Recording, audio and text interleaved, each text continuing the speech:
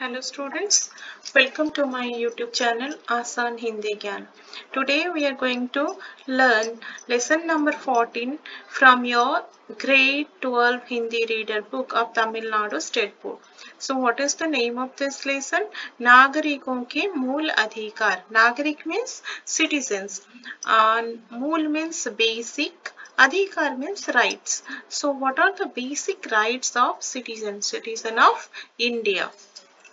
So let's see what is there inside this lesson. So सारांश कुछ इस प्रकार है। पहले हमारा देश अंग्रेजों का गुलाम था और हमने 1947 को आज़ाद पाए। So previously India was ruled by the Britishers and in 1947 India became independent. So after getting the independence, जब देश हमारा स्वाधीन हुआ तो कोई भी शासक नहीं था. No one was there to rule our country. So one committee formed. That committee contains it is consisting of some renowned persons, political persons. So those that committee has assigned one task to prepare some rules and regulations to rule our country India, because at that time no proper government was elected and neither some rules and regulation was there. So though we get our independence newly, that's why one committee was made who was in charge to prepare some rule and regulation how to rule the country and what are the rights of our citizens should have. So पहले क्या होता था, हमारा देश जब अंग्रेजों के साथ गुलाम था, अंग्रेजों के शासन के नीचे दबा था, फिर कई लोगों ने आंदोलन किए, कई स्वाधीनता संग्रामी ने अपना योगदान दिया, जिसके बलबूते पर 1947 को हमारा देश आज़ाद हुआ. हमारा देश जब आज़ाद हुआ कोई ठोस नियम नहीं थे कैसे देश को शासन किया जाएगा या फिर कैसे सारे अधिकार देशवासियों की होनी चाहिए और उन अधिकारों को इस्तेमाल कैसा करना चाहिए, ये कुछ भी पता नहीं था. तो इसलिए क्या हुआ, एक समिति बनाया गया जिस समिति में कई गिने चुने नामी लोग थे. सो उन लोगों को ये कार्यभार सौंपा गया कि वो लोग कुछ नियम बनाए जो देश को शासन करने में आसानी हो. सो उस समिति ने क्या किया, देश के शासन के लिए कुछ नियमावली बनाए, कुछ रूल्स एंड रेगुलेशंस बनाए और those rules and regulations are known as your constitution. उन जो नियमावली बने, जो रूल्स एंड रेगुलेशंस बने, उन्हें एक किताब में लिखा गया और उसे क्या बोलते हैं, संविधान, जिसे हम भारत का संविधान कहते हैं या फिर constitution of India, that is known as. So संविधान के आरंभ में लिखा गया है क्या कि भारत एक गणतंत्र राज्य है. गणतंत्र, गण मीन्स लोक, लोक मतलब आम जनता, जनरल पीपल. तंत्र मीन्स, गणतंत्र मीन्स रिपब्लिक, मतलब जिस देश को उसी देश की जनता चलाती है और जिस देश का राज्य उसी देश की जनता के द्वारा चलता है उसे हम गणतंत्र राज्य कहते हैं. सो जैसे हमें पता है कि our country is a republic country, हमारा भारत एक गणतंत्र राष्ट्र है.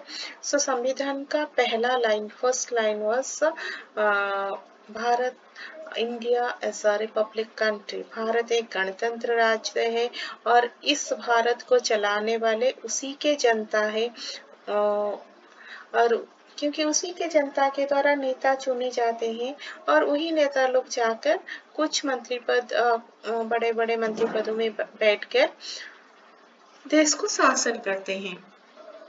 सो हमारे संविधान में क्या है, हमारे देश के नागरिकों को कुछ अधिकार मिले हैं. So in that constitution, some rule and regulation. Apart from that, some rights has written. Those rights, what are the rights? Adhikar means rights. So our country people, citizen of India, are having some basic rights. उनका कुछ मूल अधिकार है. And what are those rights? We are going to discuss here one by another. One after other we will discuss. So first one is समता का अधिकार. समता का अधिकार is equity of right. Equity right जिसे बोलते हैं, समता का अधिकार. So भारत के सब नागरिक क्या है, कानून के सामने एक ही है. मतलब आप ऐसा बोल सकते हो कि लॉ एंड ऑर्डर जो भी है वो सबके लिए समान है. According to law and order, this is law and order is equal for all the citizen of India. ऐसा नहीं है कि रिचेस्ट लोगों के लिए कुछ अलग सा है, पुअर के लिए कुछ अलग सा है. इन ऐसा कुछ भी नहीं, सबके लिए लॉ एंड ऑर्डर इक्वल है. और जो सार्वजनिक स्थान होते हैं, जैसे आपका हुआ सिनेमा हॉल हुआ, या फिर कोई पार्क हुआ, या फिर टेम्पल हुआ, मस्जिद हुआ, चर्च हुआ, या फिर कोई भी जो सब लोगों के लिए बनाया गया है, उसे हर कोई इस्तेमाल कर सकता है. सो जो सब सार्वजनिक स्थान है, उन स्थानों को सभी भारतीय जा सकते हैं. उनके लिए कोई रुकावट नहीं या फिर कोई भेदभाव नहीं. सबको अपनी योग्यता के अनुसार सरकारी नौकरी पाने का भी हक है. According to everyone's qualification, they are eligible for getting government job. So everyone can apply for government job who is having the required qualifications, and they can get. Then next one is स्वतंत्रता का अधिकार. स्वतंत्रता का अधिकार मतलब rights for freedom. स्वतंत्रता means freedom. So अधिकार means right. So right for freedom. So इसके अंदर क्या होता है कि भारत के सभी नागरिकों को भाषण देने का स्वतंत्रता है. So each and every citizen of India is having rights to give speech anywhere, and to write also. They can write anything. लिखने की भी स्वतंत्रता है. और all over the India, the citizens are allowed to go somewhere and do the business inside the India. Suppose one person is belongs to Maharashtra, he can come and do the business in West Bengal, and suppose one person is belongs to Haryana, he can go to Punjab and do the business. So everyone can go anywhere and do their business there. It is so inside India it is free to them. They can go inside the India anywhere. Any part of the people can go other part of India and they can do the business there. So there is no restriction on that. कोई भी कहीं पे भी जाकर व्यापार या नौकरी कर सकता है भारत के अंदर, भारत में. तो इसके लिए कोई रोक टोक नहीं है, पूरी स्वतंत्रता है. और किसी भी नागरिक को बिना कारण कैद नहीं किया जा सकता. So without any valid reason nobody should be arrested. 14 वर्ष से कम उम्र वाले बच्चों को भी काम पर रखे नहीं जाएंगे. So below 14 years, not a single children will be allowed to do any work. Then come to your third one, धर्म स्वातंत्र्य का अधिकार. So right for freedom of religion. धर्म means religion. So इसके अंदर क्या आता है कि हम लोग अपना अपना धर्म मान सकते हैं. जैसे मैंने आपको बोला कि भारत में बहुत सारे धर्म के लोग रहते हैं. वो धर्मनिरपेक्ष राष्ट्र कहलाता है. क्यों कहलाता है? क्योंकि यहाँ पर ना ही सिर्फ हिंदू, मुस्लिम, बौद्ध, क्रिश्चियन, जैन, सिख, बहुत सारे धर्मों के लोग रहते हैं और हर किसी को अपना धर्म मानने का पूर्ण स्वातंत्र स्वातंत्र्य है और स्वतंत्रता है और वो लोग अपना धर्म का प्रचार प्रसार भी कर सकते हैं क्योंकि हमारा देश ही धर्मनिरपेक्ष देश है. So they can spread their religion. They can follow their religion. They can celebrate their festivals. There is no restriction on that.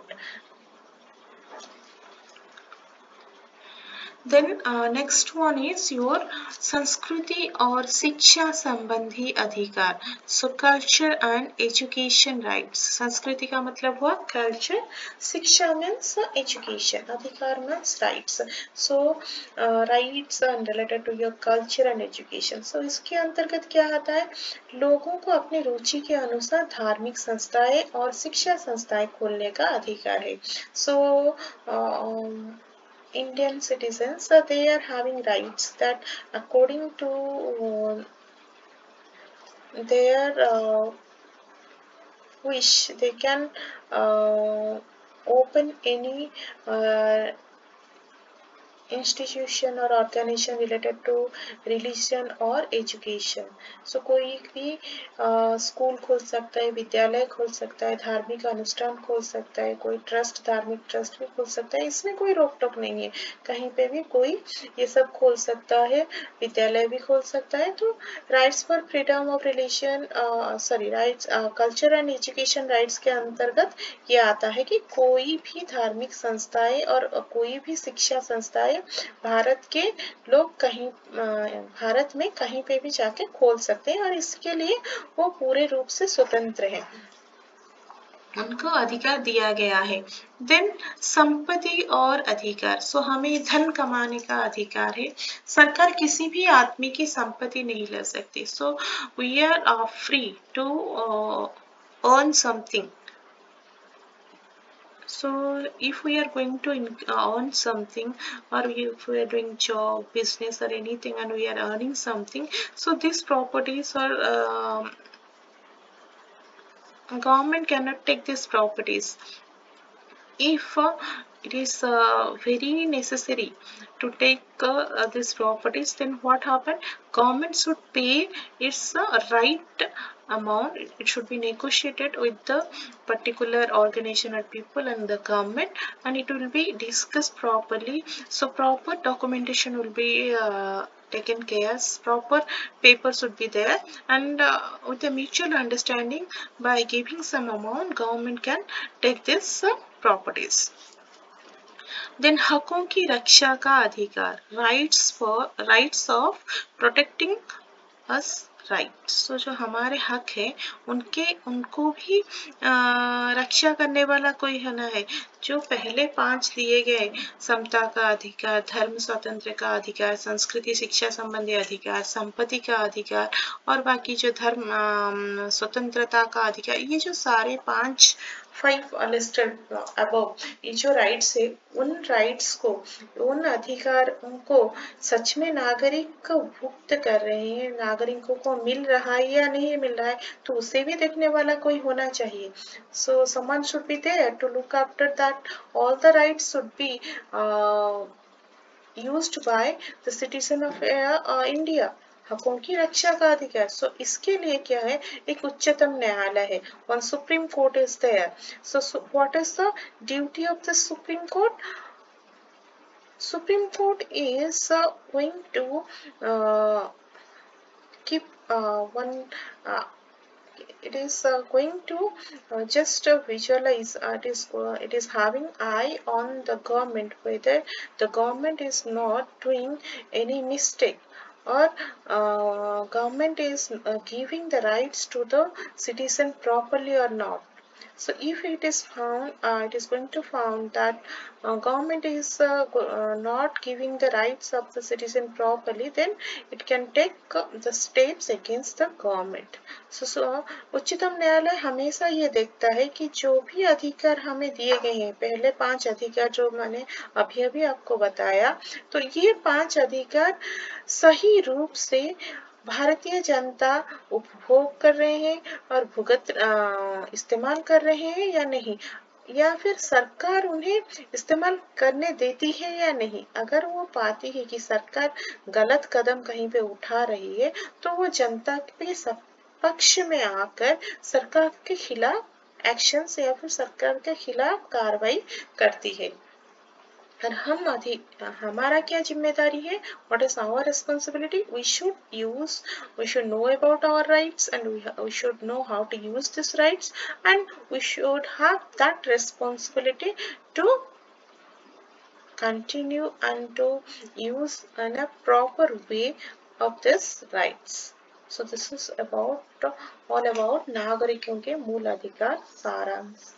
I hope children you understood what are the rights we are having according to the constitution and how to use it, and what are the things will be coming under each category of the rights. Then come to the question answers. प्रश्नों के उत्तर संक्षिप्त उत्तर दीजिए. संक्षिप्त मतलब 1 या 2 line में आपको answer लिखना है. हमारा देश का असली नाम क्या है? So what is the original name of our country? Bharat. Bharat ही हमारा देश का असली नाम है. हमारे देश में जनता की सरकार कब कायम हुई? जनता की सरकार मतलब ये जो इलेक्शन हो रहा है, हम लोग वोट डाल रहे हैं, वोट डालकर we are choosing our government. So ये कब से हुआ? ये 1947 से ही हुआ. जब हमारा देश आजाद हुआ तभी से ये चीज लागू होना शुरू हुई. भारत का संविधान किसे कहते हैं? भारत का संविधान में हम इंडिया का कॉन्स्टिट्यूशन किसे कहते हैं? कॉन्स्टिट्यूशन एक है ना, तो उसे किसे हम कॉन्स्टिट्यूशन कहते हैं? तो क्या होता है, जब पहले अंग्रेजों के द्वारा भारत का शासन चलाया जाता है और अंग्रेजों की गुलामी खत्म होने के बाद जब भारत स्वाधीन होता है तो स्वाधीनता प्राप्ति के बाद कोई नहीं रहता जो कि भारत को शासन कर सके या फिर हिंदुस्तान पर हुकूमत कर सके. तो इस सवाल पर एक बैठक बुलाया गया, एक समिति बैठाया गया. उस समिति ने कुछ नियम बनाए जिस नियम के अनुसार देश का शासन करना चाहिए था, और वो जो नियम बने, जिस किताब में वो सब लिखा गया, उसे हम भारत का संविधान कहते हैं, यानी कि that book is known as your constitution of India. हमारे संविधान के शुरू में क्या लिखा है? So what is the first line of our constitution? That India is a republic country. हमारे संविधान में शुरू में लिखा है कि भारत एक गणतंत्र राज्य है. गणतंत्र राज्य किसे कहते हैं? वह राष्ट्र जो अपनी देश के जनता के द्वारा चलता है उसे हम गणतंत्र राष्ट्र कहते हैं. मूल अधिकार किसे कहते हैं? What is the basic rights? हमारे संविधान में जो देश के सभी नागरिकों के लिए कुछ अधिकार लिखे गए हैं, दिए गए हैं, इन अधिकारों को हम मूल अधिकार कहते हैं. अंग्रेजों के राज्य में लोगों को कौन कौन से खिताब दिए जाते थे? खिताब means like awards. Nowadays we are getting Padma Shri award, Padma Bhushan. So like that, some awards at that time also during the British government time also it was given to the people. So what are those awards? Like Rai Sahab, Rai Bahadur, Diwan Bahadur. ये सारे कुछ खिताब दिए जाते थे. खान साहब और sir आदि खिताब दिए जाते थे. सरकार किस तरह के कामों में कभी रुकावट नहीं डालती? So what are the works are there in which work government never interferes? संविधान ने सब धर्म के लोगों को अपनी रुचि के अनुसार धार्मिक संस्थाएं और शिक्षा संस्थाएं स्थापित करने का समान अधिकार दिया है. तो according to the constitution, any people of India according to their choice they can establish any religious organization or institution and educational institution also, and government is not government is not going to interfere in this work. हकों की रक्षा के अधिकार की विशेषता क्या है?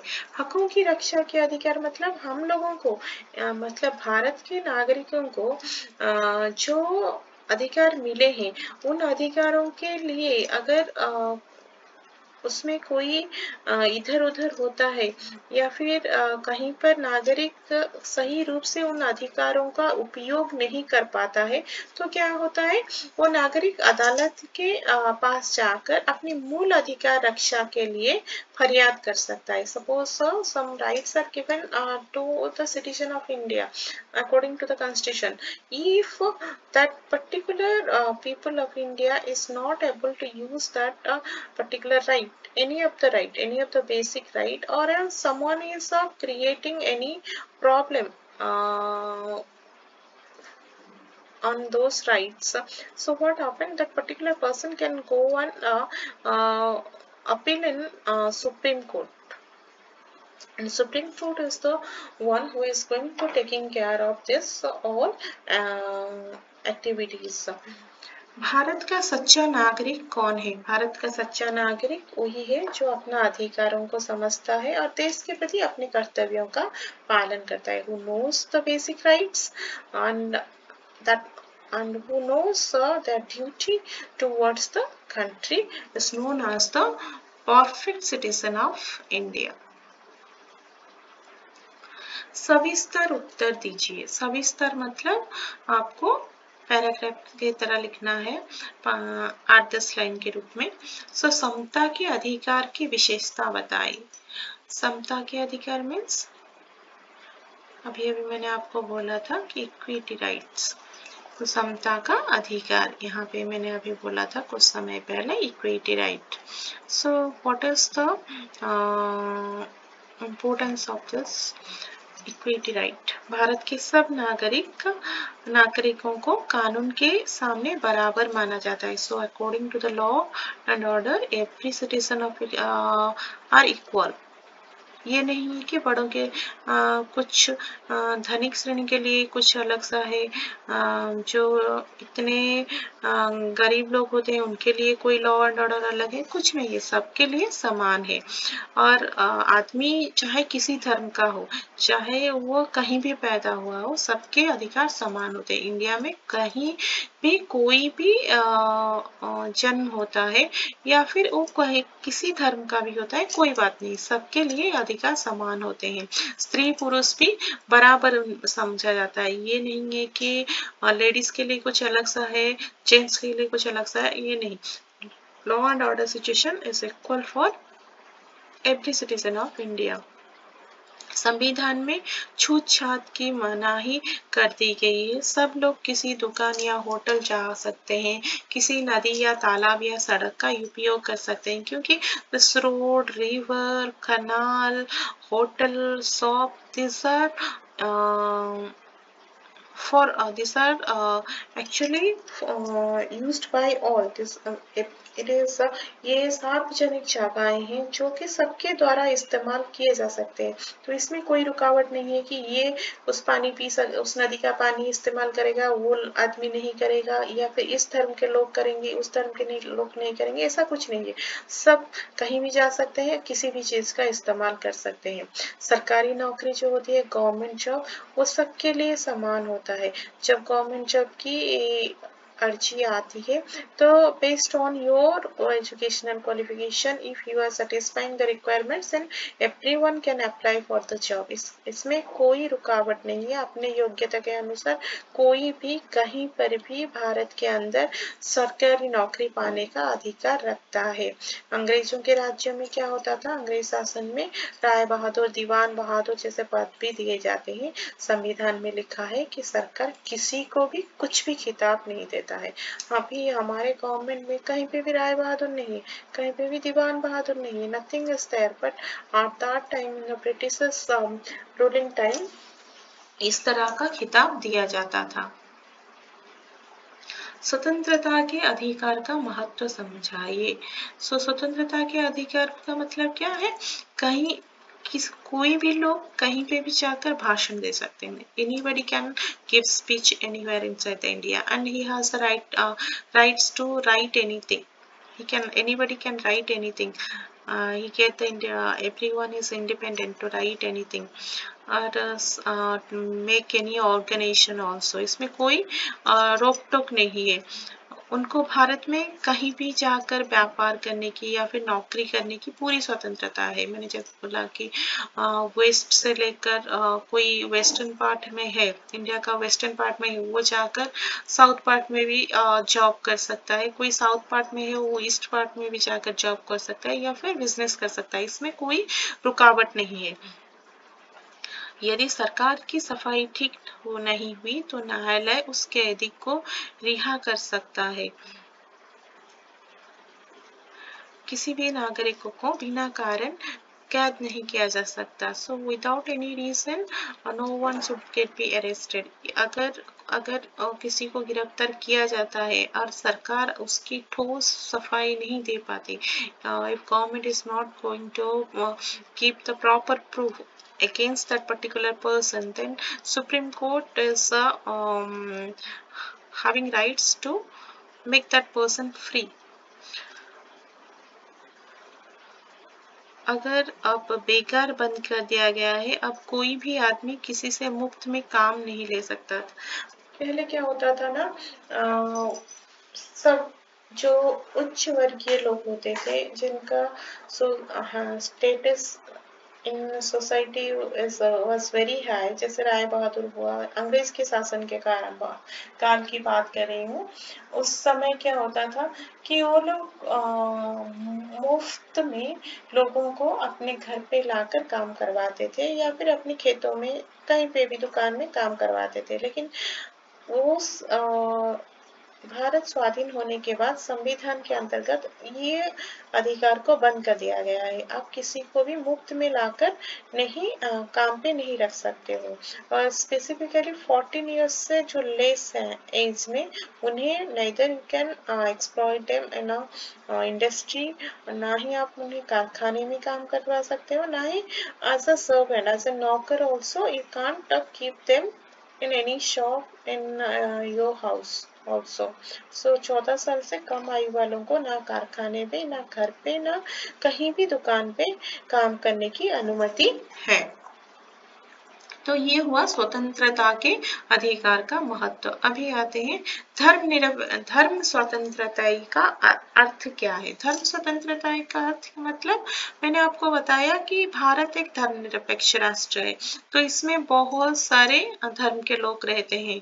हिंदू, मुस्लिम, बौद्ध, Jain, Christian, सो बहुत सारे लोग रहते हैं, बहुत धर्मों के लोग रहते हैं और उनके ऊपर कोई दबाव नहीं है. सबको समान अधिकार दिया गया है. वो अपने अपने हिसाब से अपने धर्म को मान सकते हैं और धर्म के जो according to the religion some rules are there और some principles are there, they can follow that without any obstacles. No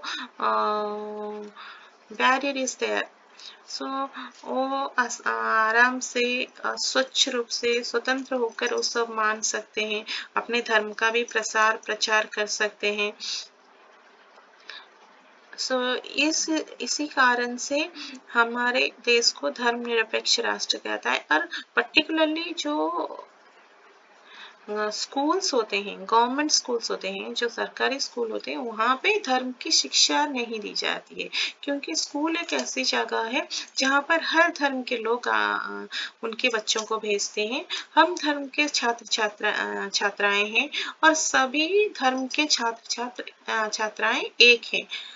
तो वहाँ पर कोई पर्टिकुलर किसी रिलीजन से रिलेटेड एजुकेशन नहीं दी जाती है. संस्कृति के अधिकार के बारे में लिखिए. हमारे संविधान में सब लोग अपनी भाषा, लिपि या संस्कृति बनाए रखने का पूरा अधिकार दिया गया है. सब धर्म के लोगों को अपनी रुचि के अनुसार धार्मिक संस्थाएं बनाने और शिक्षा संस्थाएं बनाने का समान अधिकार दिया गया है. सरकार इस तरह के काम में रुकावट नहीं डाल सकती है. So everyone is independent to keep their or spread their own language, own script, own culture, and they are independent according to the religion. अपने धर्म के अनुसार, रुचि के अनुसार, they can build the religious organization, institution, educational institution, and government is not going to interfere in those works. And हकों की रक्षा के अधिकार, जो पहले 5 अधिकार हकों की रक्षा के अधिकार की विशेषताएं स्पष्ट कीजिए। तो संविधान में जो मूल अधिकार दिए गए हैं, 5 मूल अधिकार दिए गए हैं, उनकी रक्षा का भार किस पर है? उच्चतम न्यायालय पर। वो देखता है कि वो कहीं पे कुछ गलत हो रहा है या फिर कुछ उल्टा सीधा हो रहा है, वो उसे पकड़ता है। और सरकार अगर जनता को उसकी अधिकार नहीं दे रहा है, तो वहाँ पर क्या होता है? सुप्रीम कोर्ट और उच्चतम न्यायालय क्या करता है? जनता के सपक्ष में रहकर राय प्रदान करता है। और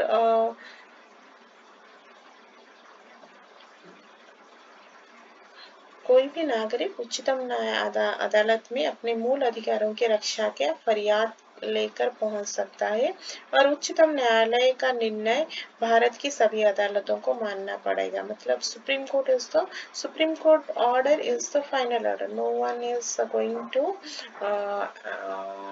challenge that order. So once the order passed from the Supreme Court means it should be accepted by each and everyone, even if all the courts, all the high courts and government also. यह न्यायालय जनता के अधिकारों की रक्षक और पहरेदार है। Next come to your Roman letter 5V. Roman letter V, वाक्यों में प्रयोग कीजिए. So some words are given here. You have to make sentence using those words. के मुताबिक mean according to.